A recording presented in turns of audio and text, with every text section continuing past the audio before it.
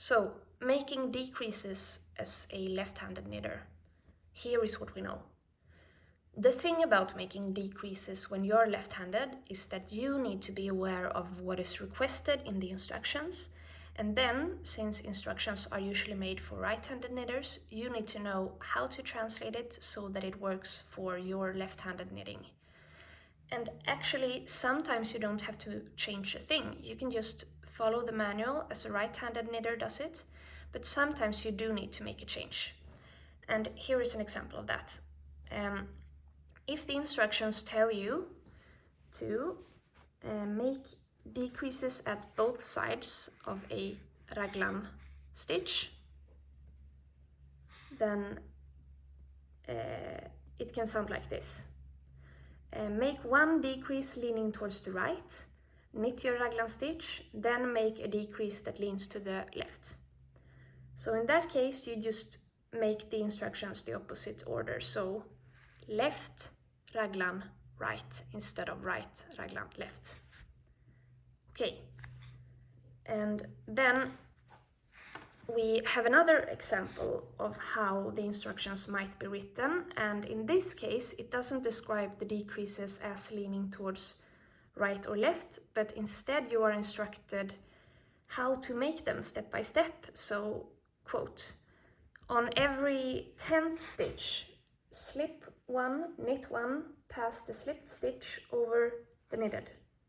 So that one is the decrease called the SKP. And in this case, you need to know that the result of such a decrease for right-handed knitters is that it leans to the left.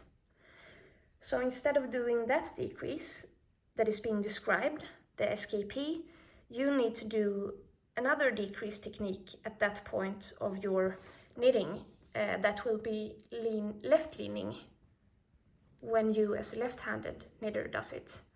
So for us, it's the knit two together stitch that works there.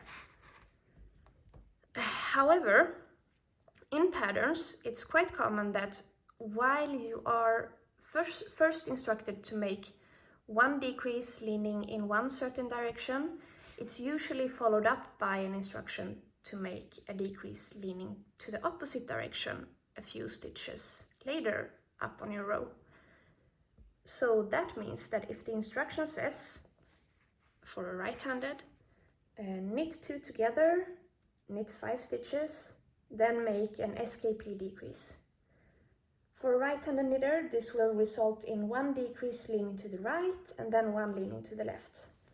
And if we left-handed knitters follow those same instructions word by word, we would knit two together here, and for us that would lean to the left.